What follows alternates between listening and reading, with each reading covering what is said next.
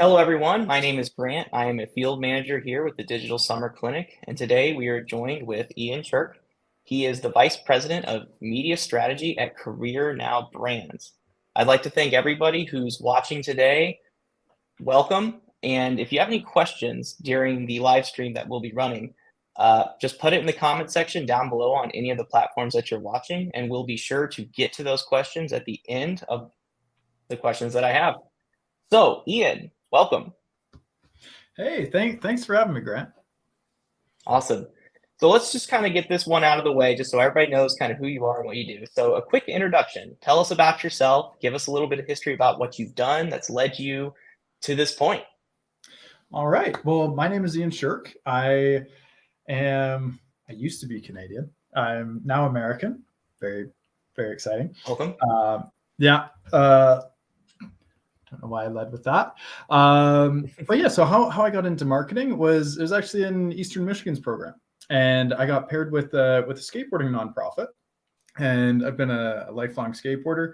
And I was very passionate to help them make the most of the grant money that Google gave to them, and really leaned into it. That was about 12 years ago, and so since then I've served in a variety of positions at a handful of digital marketing companies, and for the last 8 years I've been at Career Now Brands, and during my time there, I've had the opportunity to work with a wide variety of marketing platforms. I started off with Google Search, since then expanded to Facebook ads, display ads, TikTok ads, Snapchat ads, Quora ads, Reddit ads, YouTube ads, Bing ads.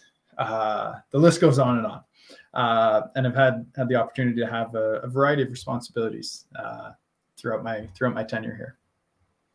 That's definitely an amazing amount of experience that you have. It's just like the list keeps going on and on. Do you feel like all those experiences sort of like add up together into like this big ball of just pure experience? I think there's there's a variety of different sort of methodologies that I see within marketing. There's push marketing and pull marketing. So I'd see push marketing as, and a lot of people will use different phrases to describe these general concepts.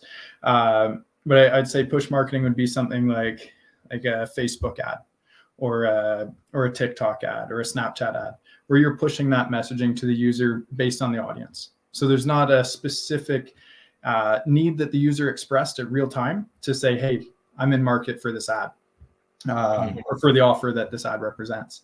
And then there's pull marketing where people are actively expressing a need. So this would be, for instance, an ad on Google Search or Bing, or an ad on a job board, where a user is actively expressing a need, and you're trying to deliver efficient and relevant fulfillment for that expressed need. I see. So I see that you work with Career Now Brands. So could you tell us a little bit more about what Career Now Brands does? Yeah. So at Career Now Brands, we help high volume employers meet their recruitment needs. So we focus on, there's sort of 4 key areas. So outside of just employment, we also help skilled trades training programs find people who are interested in attending those programs. So that's one area. The other 3 are truck driver recruitment, warehouse employee recruitment, and retail recruitment. And so within that, we really try and think about the user's needs and be respectful to them and help them understand how valued they are. And what I mean by that is, first we try and value their time by presenting them with the information that's relevant to them to make a decision of, is it worth my while to spend more time learning more about this position? So for instance, if a warehouse role starts at 2 a.m., we try and give that information to the user right up front, so that they haven't already invested maybe an hour into the recruitment process before they find out, oh, it's a 2 a.m. start. Well, I have kids, I can't do that.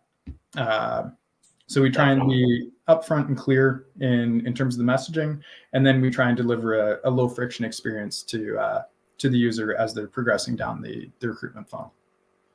I see. That's definitely a lot of responsibility trying to figure out everybody's schedules and what works for them.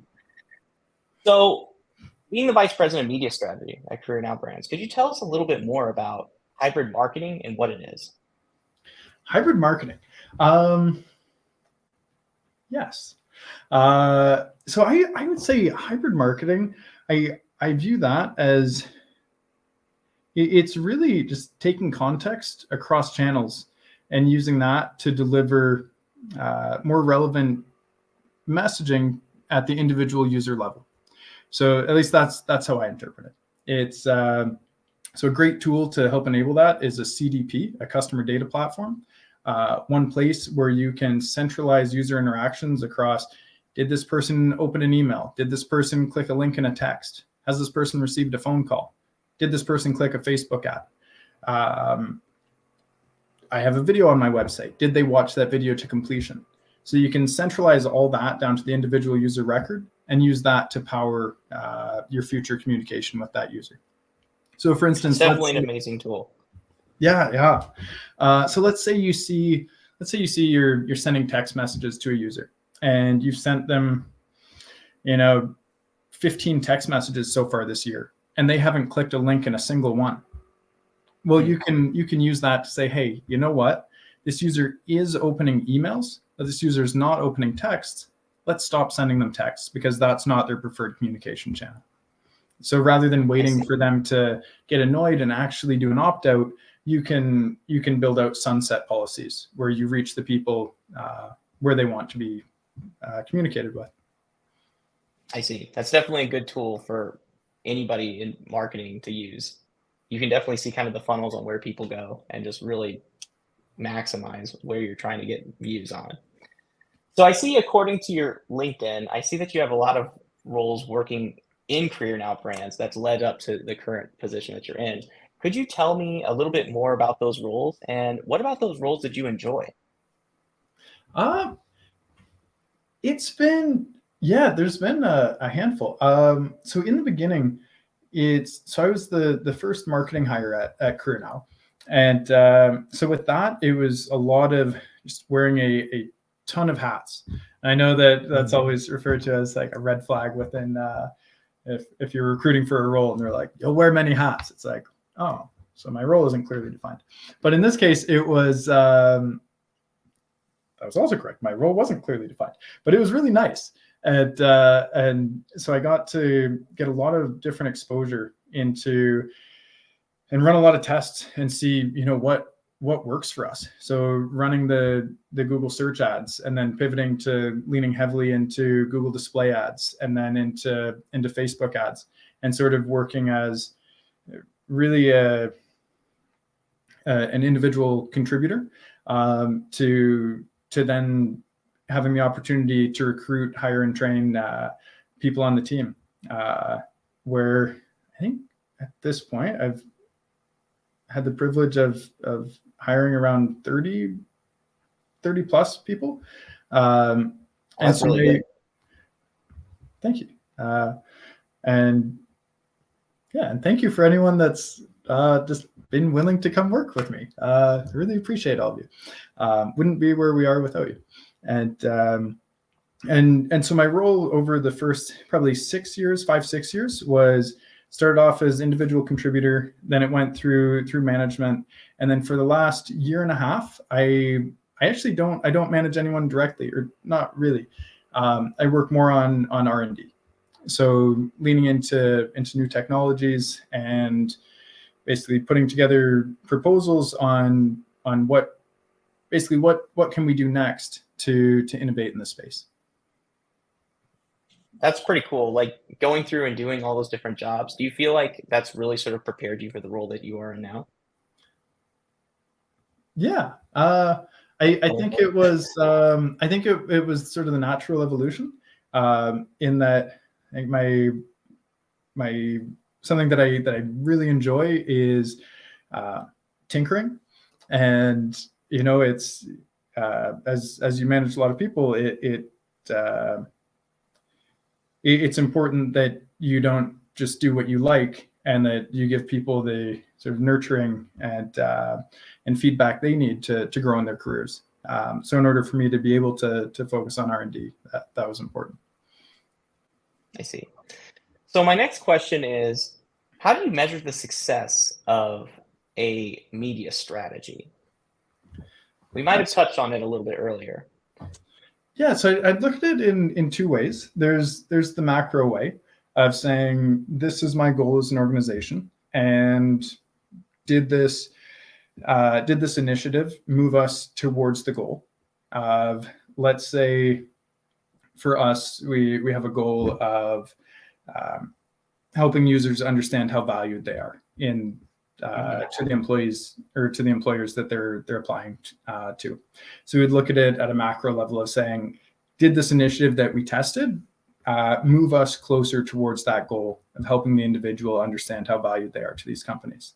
So that would be sort of the macro level of like, so the quick off the cuff test, like, is this in line with our ideals? And then the micro level or the tactical level would be setting up a control and a variant and testing against an observable metric. So it may be perhaps you want to run a campaign sending direct mail follow-up to a user who's applied to a job. You want to send them a postcard letting them know how that the recruiting manager is looking forward to meeting with them the following week. So on the macro test, it's like, okay, yes, this is demonstrating that we care about this individual. And then on the tactical level, you could see you would measure across time so we take half of the users that apply for a job, send them the postcard, half of them we don't send the postcard, and then we see what's the down funnel conversion rate. Did users who received the postcard have a higher likelihood of accepting the job or not? Or at least did they have a higher likelihood of attending the in-person interview versus those who didn't receive it? Gotcha. So I see that we're going to go kind of to some user questions or some people watching what their questions are. And we have a question from Bud, actually. And it says, what was Ian's employee number at C&B? And it says, it seems to me he has one of the first ones. I think so there were some contractors that worked there when I started too. So that's why I say it's a range. I think it's around 6, 7, something like that. 6 or 7. And now I suppose there were people who came and left before I joined too. So I guess that was just the number of people that were there when I joined. Awesome.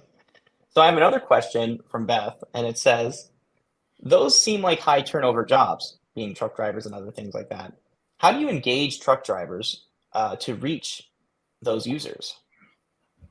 Yeah, it definitely is. Trucking is very much a high turnover industry. Last time I saw metrics on it, it was a 92% average annual turnover rate. So it's yes, very much people are switching employers. And now that's not just people getting into trucking and leaving trucking.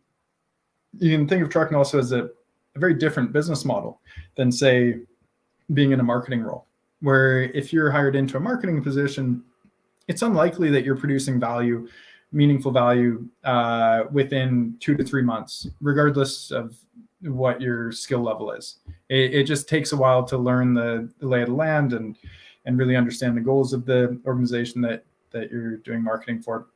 Whereas with trucking, you can be fully productive in some cases on the first day, where you're delivering full output on day one of employment.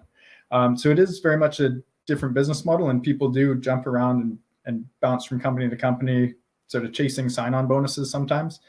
So the question is, how do we engage them?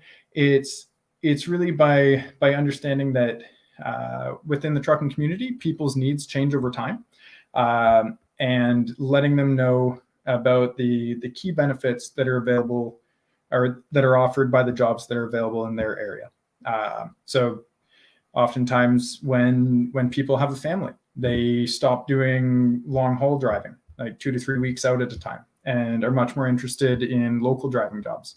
So anytime we have a local job, where local means home every day, we make sure to highlight that front and center in the job copy. Sign-on bonuses, present that front and center. So it's really just put what's relevant to the user in a clear and concise format in the ad. I see. So we have another question here from Jefferson. And he says, when growing your career, how do you choose between different channels, paid, SEO, social, problematic, etc., and specializations?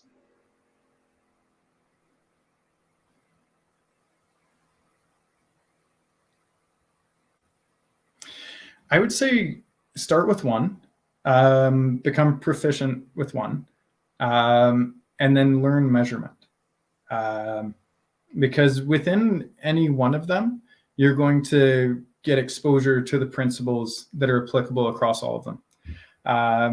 There are some meaningful differences between sort of push and pull platforms, but it's really it's not that big. Like if you can do Google search, you can, maybe it'll take a few months, but you can do paid social. So I'd say really learn measurement and how customer data is stored. Because what I would say, if you're looking at launching a successful career if you want to be in a great position in 2025, is learn modular web and modular tech stacks for marketing, and with that, I'd start with the CDP and learn how to orchestrate customer journeys across platforms. I think CDPs are an amazing tool, and it enables active listening in a B2C context. So companies that use the CDP and use it effectively are going to deliver a much stronger return on ad dollar spent than companies who don't. And people who lean into that will have a very valuable skill set. Awesome. So we're getting kind of to the end here. So being a part of the Digital Summer Clinic, and we're working with young people who are, getting into anything marketing or anything else like that, what advice would you give a young media strategist? So I sort of jumped the gun on that one. I would say learn about CDPs.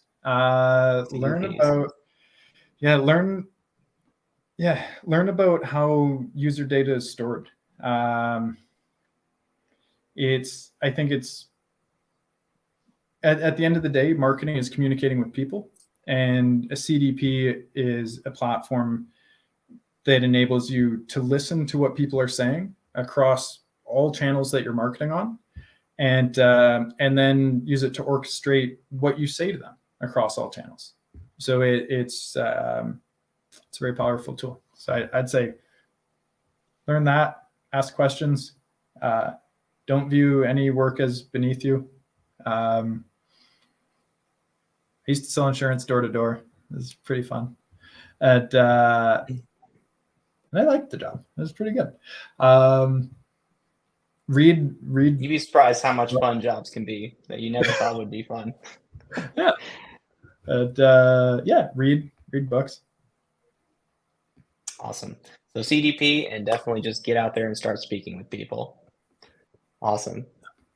Well, before we head out, I'd like to thank everyone again for watching our Digital Live. Ian, thank you for being with us. It was great having you on, and good luck with everything going on in your career. Us here at the Digital Summer Clinic is rooting for you.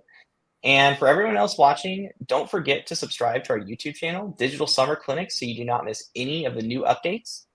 Our next episode airs next Tuesday, October 18th at 6 p.m., and we'll be joined by Natalie Fang. She is the founder and CEO of Nochi Studios, an Otome game studio based here in Ann Arbor.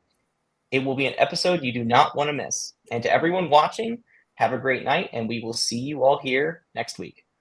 Thanks, Ian. Thank you, everyone. And thank you, Grant.